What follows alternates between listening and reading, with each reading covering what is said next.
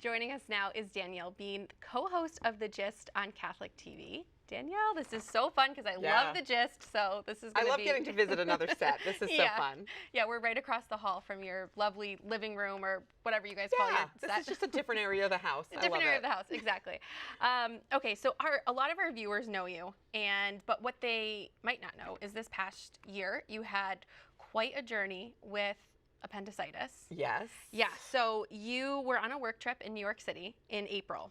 You ended up in the hospital and you had some complications. And so tell us about what happened. Crazy town. Yeah, so you hear about people getting their appendix out and it's like no big deal and they go home that night, right? Well, I decided to do it a fancy way and like actually have my appendix rupture because I was on this work trip and I was distracted and I was feeling pain, but I just wasn't admitting I was in pain.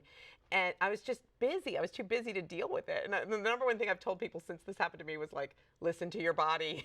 If you need to seek medical attention, do it. Because ultimately what happened was I came to the point where I couldn't ignore the pain. I had to go, to the hospital by ambulance and wait in this emergency room. I was in New York City. I live in New Hampshire, so then I had to call my husband, Dan. He's like getting on a flight to New York City. And thanks be to God, he showed up because he was able to advocate for me there. And ultimately, I ended up having, emergency surgery. But because I'd had the rupture, I was so sick. I was so very infected, like all throughout. And it was a nightmare getting better. It truly was. So I was there at the hospital in New York for 2 weeks, went home for a little bit, thought I was all better, and then ended up needing to get re-hospitalized. And through the whole thing, I just found that this, as much as I would never choose it, and please, I don't want to do it again. I don't want to do anything like that ever again. But it was such a beautiful spiritual journey for me. Like, I really felt called closer to God through suffering. And that is something that I've always known is true, and in all the little ways that I've suffered throughout my life, but in all of the ways that caused me to suffer, emotionally, spiritually, physically, I really felt that I grew closer to Jesus, and that was a beautiful experience for me. Yeah, so I want to talk about that because something you wrote on your Substack is Saint Faustina called suffering the greatest treasure on earth, and it can be hard to see it that way, especially in the midst of the worst of it, but I know this is true. Yeah. How so? Yeah, I love St. Faustina, by the way. She's my girl. So yeah, it's hard to grasp, right? And if somebody's in the thick of suffering and they don't quite get that concept, our tendency is to want to rebel against it and reject what God is sending you, which is to see it as a gift. You're like, forget it, Sometimes that just makes you furious to hear somebody tell you that. But it truly is the greatest teaching of our church is that suffering has meaning. It has redemptive value, and that we grow closer to God through it. And we need to look no further than Jesus himself, who came to earth to suffer and to die on the cross out of love for us. So he went first. And that's where we can all take encouragement. Whatever it is you're suffering, and it might be even just little things going on in your life, little things that bother you, distract you, or worry you, but it might be something big and dramatic. Whatever it is that you're going through, know that it has meaning, it has value, and God knows about all of it. And he wants to use that to give you the great gift of growing closer to him through that suffering. Yeah, and up to that point in your life, was this the greatest physical suffering? Because, you've had 8 kids. So childbirth is no walk in the park. I had 8 natural childbirths, and this was worse. I am sorry. Was it really? Totally. Okay. Totally. So props to the appendix people, because this was something else. And it was so funny in the ambulance, like, the guy driving the ambulance was like, yeah, this is your appendix, lady, and he was like, you have how many kids? And I was like breathing through it, and I was like, yeah, and this is worse. So definitely was not the kind of pain you could ignore. I can't believe that. That's crazy. Okay. All right. So something else that you wrote on your Substack, which I recommend everyone go and read your Substack because it's such a great place full of joy and inspiration. So you wrote, and this really spoke to me, so I'd love you to kind of expand on it. You wrote, we live in a world that values productivity and independence, but God doesn't value these things. The world tells us to count on ourselves, but we can do nothing without God. We are nothing without God. So I'm curious, do you approach your work as a writer, a speaker, a podcaster differently now knowing that or having lived or further understanding it. Understanding it. Yeah, for sure I do. For sure. It changed how I look at everything.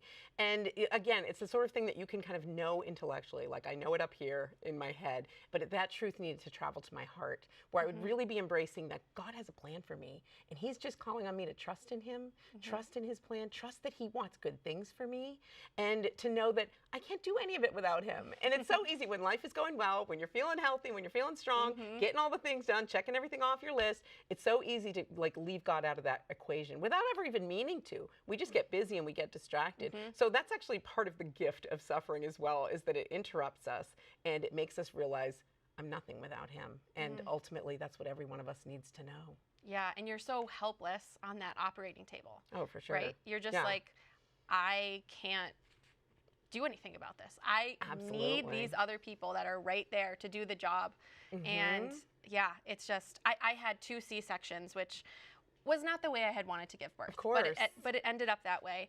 And I remember laying on the table just thinking, wow, if these people weren't here, you know, I don't know, you know, both of them were emergency C-sections. So it was, you know, kind scary. of, And childbirth itself even is just a total act of faith and trust. Yeah. You know, it's so, I think that idea of, you know, relying on other people and, you know, sometimes that is how God comes to us. I think you wrote about that as well. Yeah. Was like, you know, we rely on God, but also the people in our life is how God is helping us as well. Exactly.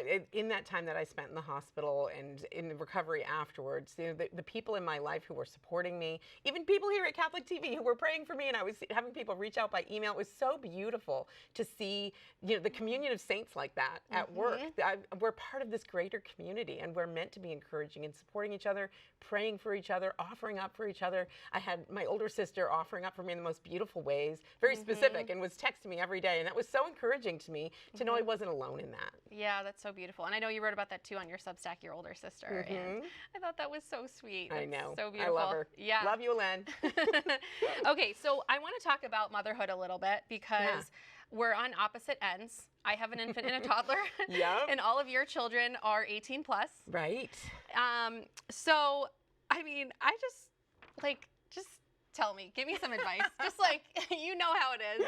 And some encouragement for the moms out there of young children. Yeah, well, I mean, this is very on theme with what we're talking about here, surrendering your life to God, surrender your motherhood to God, knowing that you can't do it alone. These are important lessons that we kind of learn the hard way throughout our lives.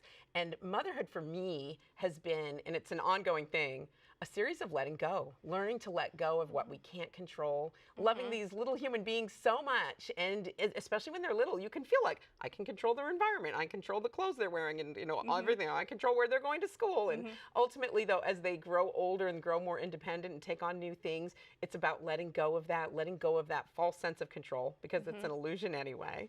But that's a very hard thing to do too. But then the second part is really important to know that you are not meant to do this alone. You know, God created a family, you have a husband, you have extended family, hopefully, but if you don't, you need to be seeking out that kind of support, living in community and sharing those struggles, because if you're struggling with it, there's nothing wrong with you. Like, that's part of the deal. Like, that is part of how you are growing in holiness. Totally. And I feel like I kind of sometimes complain about how this like lack of community in general. I mean, I have extended family close by, not all of my immediate family, but some extended family. Sure. And I just, you know, had to be honest with myself and say, if I don't have the community that I want, I need to go and create it. I need to be calling other moms in the neighborhood. I need to put myself out there. And like our church has another mom started a moms group. And so kids 5 and under go once a week and play, and all the moms are there. And it's such a great atmosphere to just kind of vent about what's going on, to feel like you're not alone. And I think that feeling of, okay, I'm not alone and I can't do this, and this wasn't designed for me to be done by myself in isolation.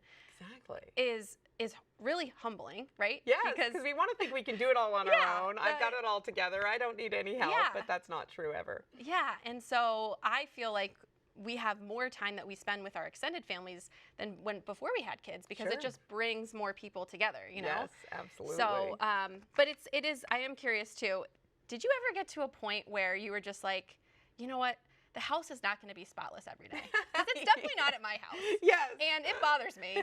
But I'm just like, but maybe I just need to accept that. Yeah, that's part of that letting go. You've got to sometimes change your standards. I remember once I wrote a column, and it was really popular among women who are at your stage of life, that I said our decorating style, I would call it kids live here. Like, that's what it looks like. Kids live here. Yeah. And that's a good thing. You know, your home is meant to be used. It's meant to be a place where people feel comfortable, where they feel welcomed. It's meant to serve you and your family. It's not a museum. It's not something you're going to, exactly. It's not something you're going to showcase. And, you know, if you enjoy that kind of thing, it's fine to work on that. But it is about kind of letting go of that and realizing this home is a gift that God has given us, and we're going to use it, and it's going to look like it's being used. And mine definitely does. All right, Danielle, this has been so great. So if people want to follow your work, daniellebean.com. Right? Yeah. Obviously, The Gist on Catholic TV. Yes. My favorite show on Catholic TV. I love it. And then you have your podcast. Yes. Girlfriends. And Substack. You can get to all of those things through daniellebean.com. Okay. So you'll get the Substack, you can get the podcast, you can get The Gist, you can find it all there. Oh, perfect. Okay, great. Well, thank you so much.